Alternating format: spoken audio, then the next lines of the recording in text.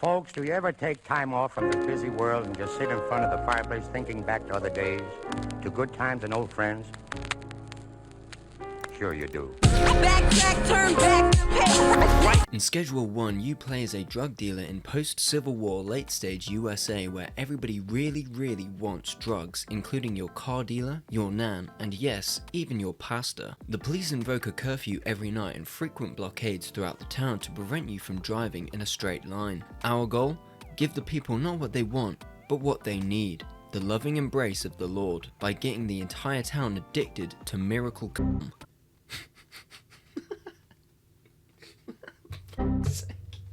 We start our journey in an RV on Uncle Nelson's property, where we harvest our first buds that I can only assume absolutely reek. I packaged up the buds into baggies by hand, which was perhaps some of the most invigorating gameplay I've experienced for a while. You need only see my last few videos to understand that I'm not lying. I summoned my android to accept deal proposals for those wanting to open their hearts and minds to the Lord. After having a quick chat with Uncle Nelly, I got on the road and tested the limits of my character's will to live. Continuing down the road on the correct side, I began our journey of delivering the good word of wholesome religion. The guy I drove through the wall didn't seem to want to come back to reality, so I drove back up to Big Nelly's house to prompt a respawn, and was met with Nelly performing some kind of sadistic ritual. I don't know what this is, but I like it. Heading back into the village doing my best impression of Caitlyn Jenner, I punished Doug for hiding from me. He ran away from my message from the Lord and I chased. Uncle Nelson also wanted me to run an errand for him too. While speaking with his boy, my civil liberties were completely and utterly invaded by the pigs, which I took personally. Getting back to Big Nelly's, I found him once more performing a ritual, this time forcing him from his chair. If anyone needs any more evidence of the miracles our religion can perform, look no further than this. Back in the RV, I set up the next plant and went to bed, only to be rudely awakened by Uncle Nelly's sudden arrest. Sorry your ritual didn't quite help you this time, pal. I need to be selfish. Without an ounce of sympathy or even a second to consider my actions, I started the engine and left Big Nelly behind.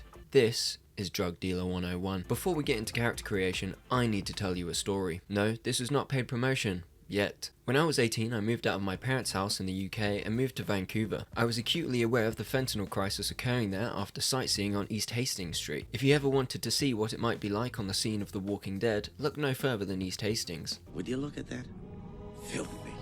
Absolutely filthy. Some people will see a hunkered over homeless person with a needle sticking out of their ankle and call the emergency services, whereas I see opportunity. I asked this barely conscious man for his dealer's contact details and got a job making the rounds for him. I was disguised as a fast food delivery cyclist, and one of my clients said they would buy $100k worth of goods if I shot up with him. Without any prompting, I shot some straight into my foot. The next thing I know, I'm 4 years older on East Hastings Street. This was certainly rock bottom, as when I eventually found a shop window and saw my reflection, this man was looking back at me. I named my organisation Your Nan's Dealer because our specialty is something the oldies don't want to miss. But more on that later. I went round finding random bits of cash stowed away, presumably from some super wealthy family's Easter egg hunt, and I felt the uncontrollable urge to punch this man in the face. I was greeted with instant karma though, as immediately after my RV blew to smithereens. I took this opportunity to test the capabilities of the local police force. I found they're quite slow, but they can use the essence of handcuffs to arrest you, or some kind of space laser which I was perfectly able to avoid.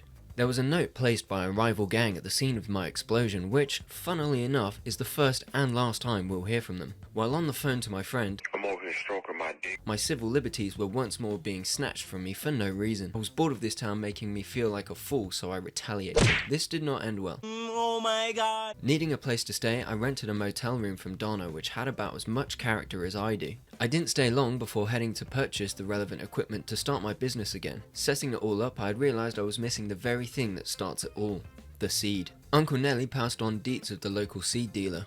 While I waited for his dead drop, I found the most entertaining mechanic of any game ever made. The town is covered in litter and peppered with cash for trash bins. $2 is what I get for one can. I had to find out just how much I could fit into this thing. While collecting all the small pieces of garbage in this whole section of the town, I found a baseball bat and met an unusual character that goes by the name of Cranky Frank. Once more, I needed to see just how cranky Cranky Frank was, so I smashed a giant box onto his face. Surprisingly, he wasn't too fond of this and starts trying to knife me. To those who do not know, this is a relatively standard 4 AM interaction in Leicester.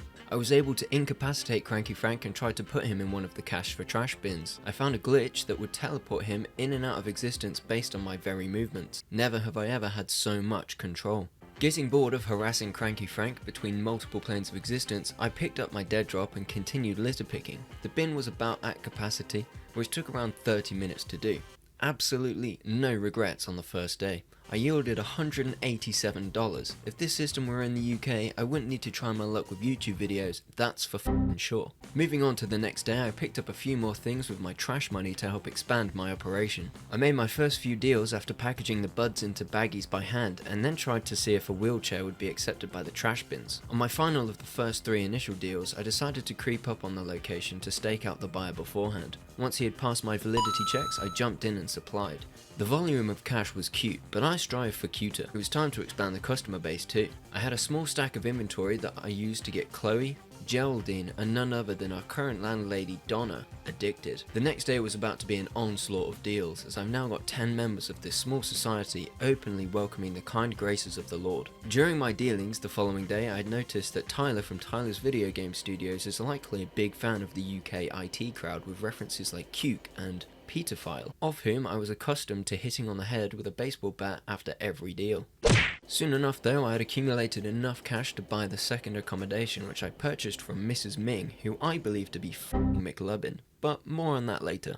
With this new flat comes a lot more space. I grew the operation even more and unlocked Sour Diesel, which is apparently some kind of step up from the OG Kush. Geraldine Poon put in a monster order of the OG Cushingtons, which got me quite excited. Chloe Bowers then orders 2, which unlocked her as a friend. Upon reflection, she's exactly the kind of girl to brag that she's friends with a drug dealer. More importantly, she unlocked the dealer for us. I went back to quickly get the products to pass on to the dealer. While doing so, I cleaned up after myself, where I then indirectly started a trash storage in the slope downstairs from my flat. When sleeping that night, I had accumulated enough XP to identify as a hoodlum level 1, my dream. If only my English teacher could see me now. With this comes a whole new demographic to get addicted to drugs.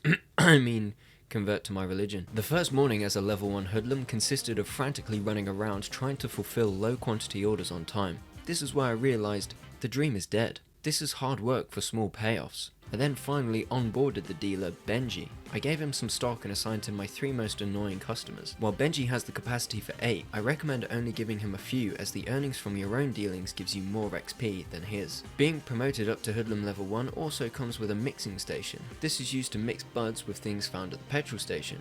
So begins perhaps the most comical part of the game. I started by mixing Sour Diesel with Viagra to create a strand called Wedding Ass. Smoked this to feel the refreshing notes of Tropic Thunder. Next, I mixed Sour Diesel with some Parasketi to make Ultra Slime, which I changed to Pain Enhancer. I quite like the branding of Wedding Ass, so listed it as a product for sale and was immediately ordered by McLubbin, so I must be doing something right. I then topped up Benji's inventory so he too can spread the Wedding Ass. When ordering more seeds from our Albert Hoover, I noticed we had now unlocked the seed Green Crack. Boy does that sound good. I bought 5 of those and 5 OG Kush. At this point in the game I thought that variety was important. I curse to think how much time I wasted striving for a catalogue of product over just selling the most valuable item. Nonetheless, I did have the wisdom to utilise all available space by completely slamming the motel room with 10 grow tents. In the late hours of that evening I harvested everything and built my stocks to the high heavens. The game set me a challenge of mixing a strain worth at least $60. Challenge well and truly accepted. I mixed some Sour Diesel with a donut to make thick crack, and then some Cuke to make California cookies. Neither were coming close to $60, so I had to up my game. The XP earned over the next couple of deals accelerated us to Hoodlum level 3, which unlocks longer lasting soil and mouthwash. You use mouthwash to get rid of fish breath. I use mouthwash to mix with green crack to make fat c***. We are not the same.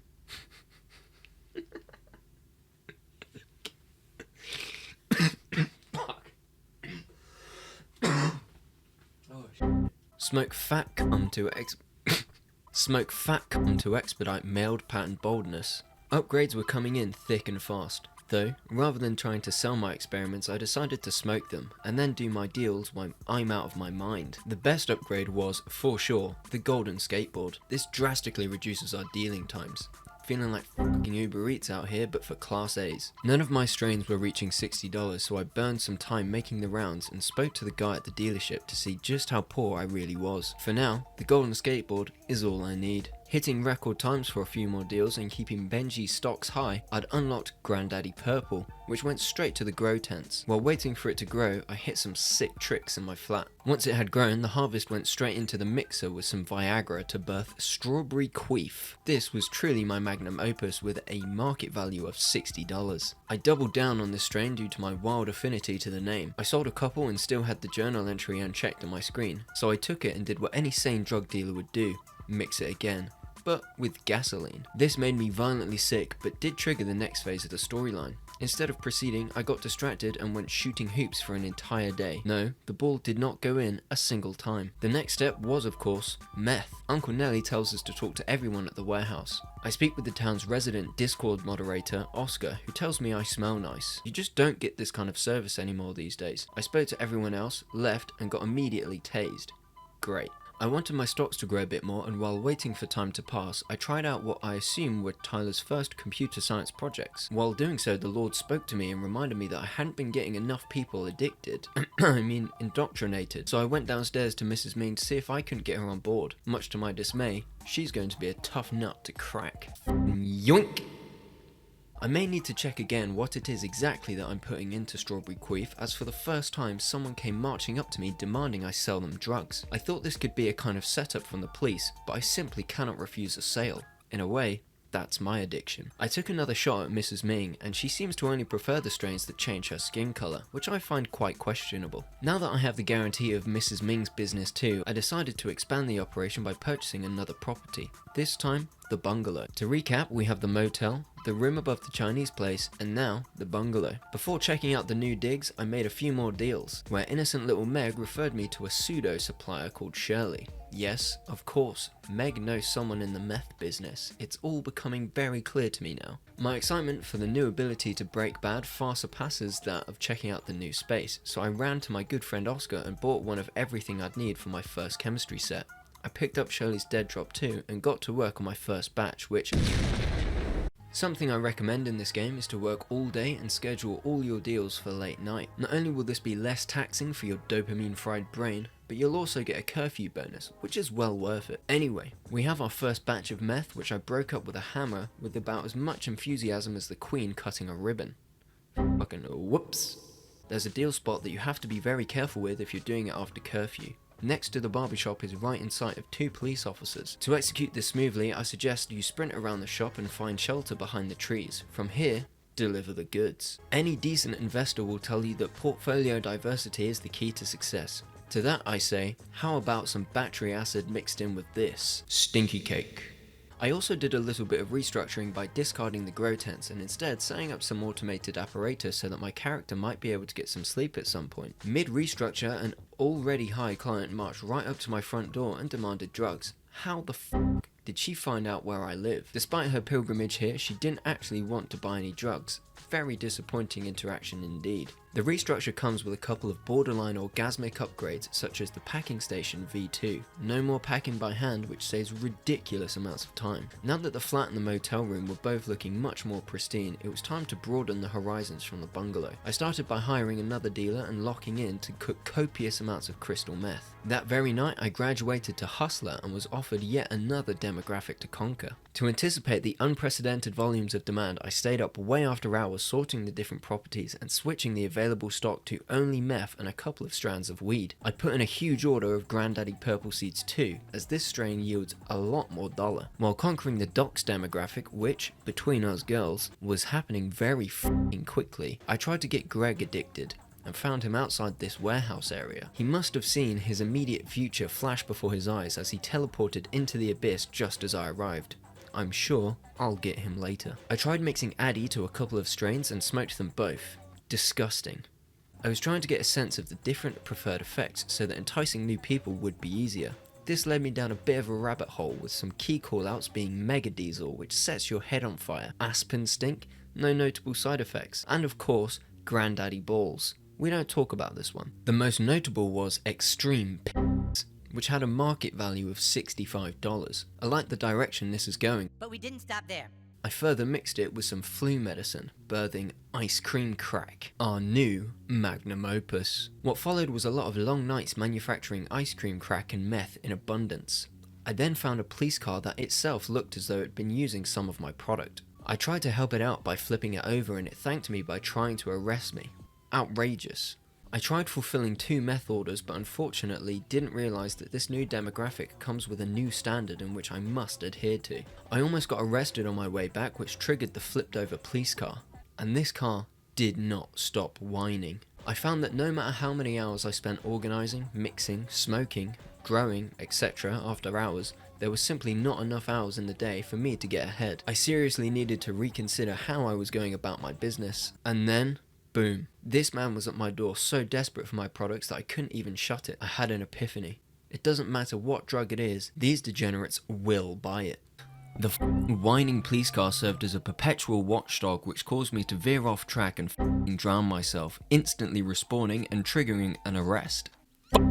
To add to my fast-growing Parkinson's-inducing delirium, I realised I had unlocked the mixing station V2 about 4 levels ago. The recipe for ice cream crack uses an ungodly amount of glassware which just dumps on the floor after every mix, and I, a hairline-receding simpleton, accepted that I would just have to individually pick up said glassware. Wait! To add even more, I only just realised that the grabber is a product I had unlocked levels ago that makes it stupendously easy to pick shit up. Fuck. The mixing station V2 fixes all of these problems. I'm absolutely over the moon to share that I've unlocked horse cum as a mixable item. This should give you a good idea of how late stage post-Civil War USA we are when we can get horse cum in abundance from the petrol station. Yes, to all my US viewers, Brits refer to it as a petrol station.